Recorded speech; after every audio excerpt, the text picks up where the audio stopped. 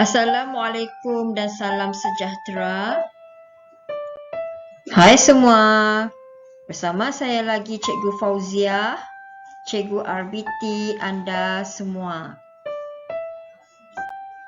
Hari ini kita akan belajar Unit 6 Reka Bentuk Pengatur Caraan dalam subjek Reka Bentuk dan Teknologi tahun 4 dan tahun 6.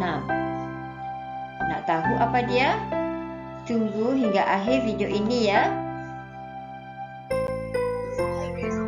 Baiklah, kita pergi kepada standard kandungan iaitu 6.2 pembangunan kod arahan dan standard pembelajaran 6.21 mengenal pasti fitur-fitur antarmuka perisian pengatur caraan.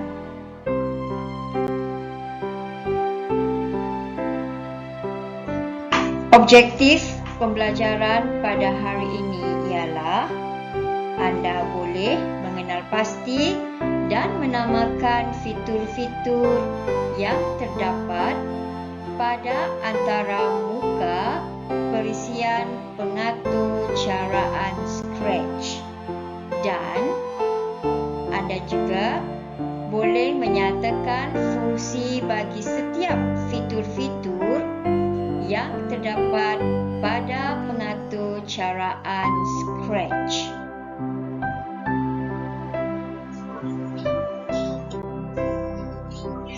Apakah pengisian yang akan cikgu kongsi sepanjang video ini berlangsung? Baiklah, yang pertama ialah mengenai pengatur caraan komputer dan perisian atur cara. Yang kedua pula, mengenai perisian pengatur caraan Scratch, dan yang seterusnya kita akan mengenali fitur-fitur pada antarmuka perisian pengatur caraan Scratch secara terperinci. Baiklah, apakah yang dikatakan dengan pengatur caraan komputer? Pengatur caraan komputer ialah proses membangunkan atur cara komputer melalui pengekodan. Proses pengekodan atur cara dilakukan dengan menggunakan perisian pengatur caraan. Setiap perisian pengatur caraan mempunyai fitur-fitur tersendiri. Ini adalah contoh perisian pengatur caraan yang menggunakan kod berbentuk teks. Misalnya seperti Basic 256. Seterusnya, kita ada Pascal juga, iaitu perisian pengatur caraan yang menggunakan kod yang berbentuk teks. Dan kita ada juga contoh ketiga perisian pengatur caraan yang menggunakan kod berbentuk teks, iaitu Java. Ada juga pengatur caraan yang tidak memerlukan penulisan kod berbentuk teks seperti Scratch, Arduino,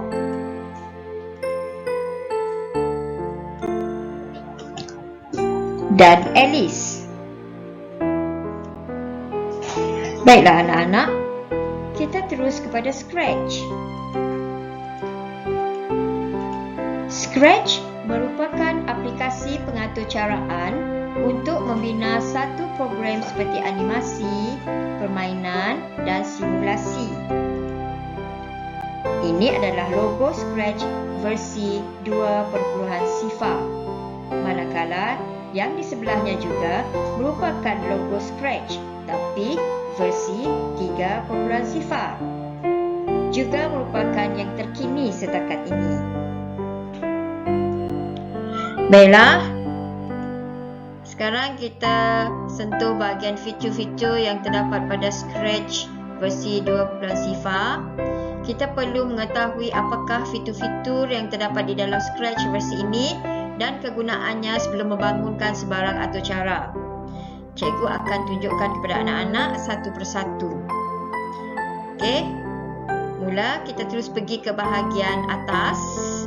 Terdapat file, edit, tips dan about. Bahagian ini kita kenali sebagai bar menu.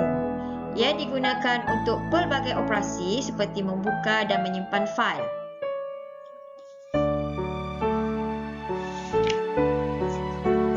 Baiklah, anak kucing ini pula dikenali sebagai sprite, iaitu image grafik yang digunakan sebagai objek dan melakukan arahan seperti yang telah diatur cara. Bahagian putih ini kita kenali sebagai stage.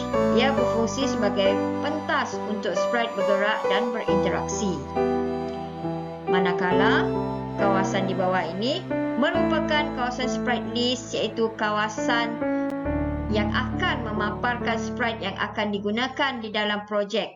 Maksudnya kita bukanlah hanya menggunakan satu sprite sahaja. Kita mungkin akan menggunakan 2 atau 3 dan seberapa banyak mengikut atur cara yang akan kita bangunkan. Kita juga tidak semestinya menggunakan image kucing sebagai sprite. Kita boleh menggunakan image lain sebagai sprite kita dengan cara klik bahagian new sprite, sama ada dengan memilih sprite yang sedia ada atau memuat naik dari folder atau gambar dari komputer kita.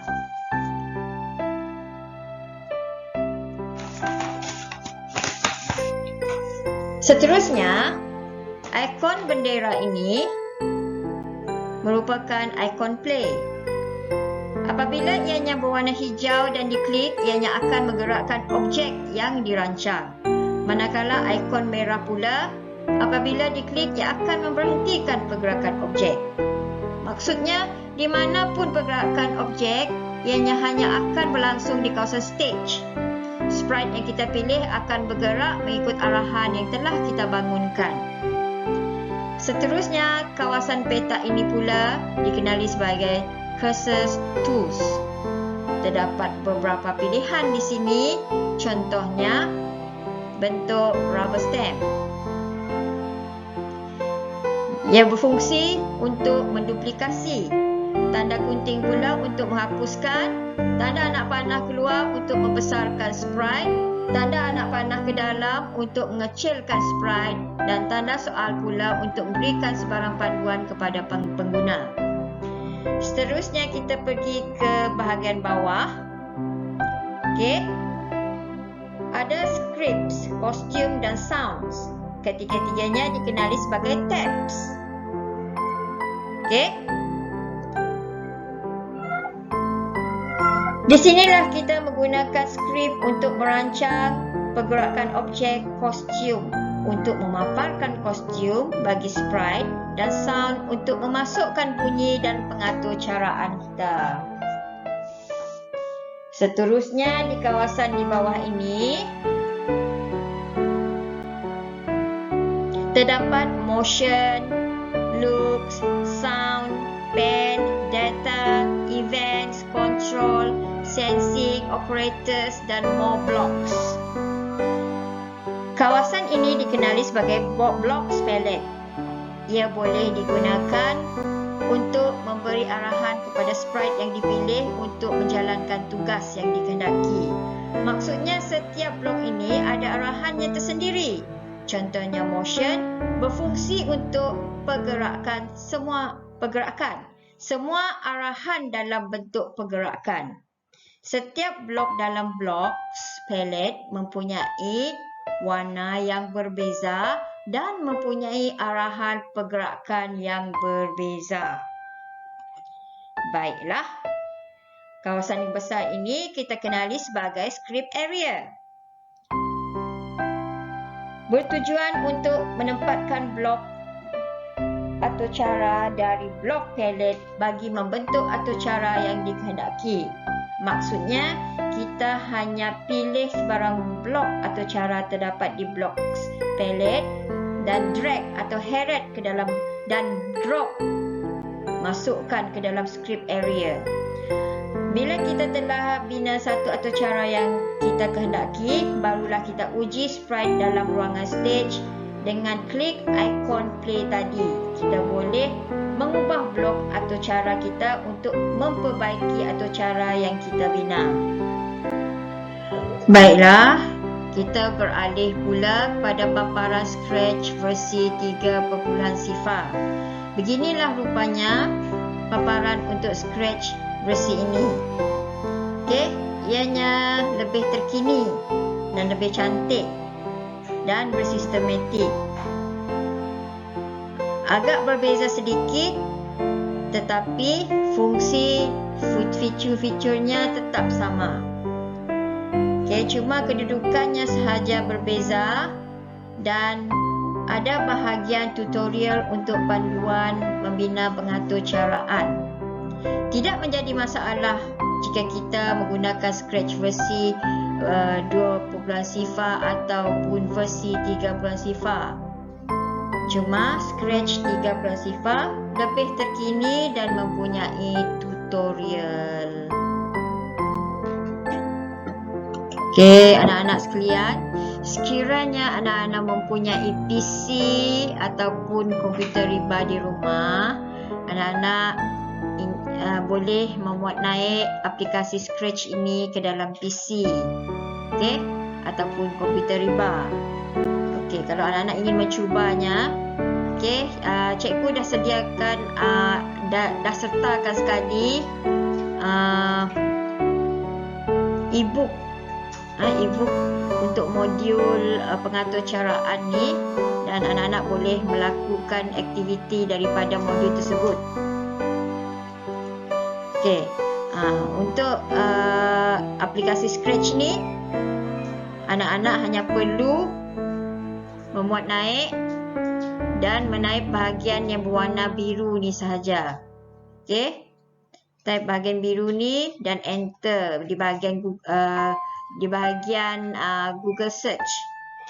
Di situ anak-anak akan terus masuk ke dalam aplikasi Scratch secara online. Dan anak-anak juga boleh memuat naik ke dalam komputer terus ataupun installkannya terus. Tetapi kalau jika tak mahu, tak nak memuat naik masuk ke dalam untuk diinstall, tak perlu, kita buat dalam bentuk online sahaja. Okey. Baiklah anak-anak sekalian, sekian sahaja sesi pengajaran dan pembelajaran kita pada hari ini. Okey, terima kasih kerana sudi menonton. Bye.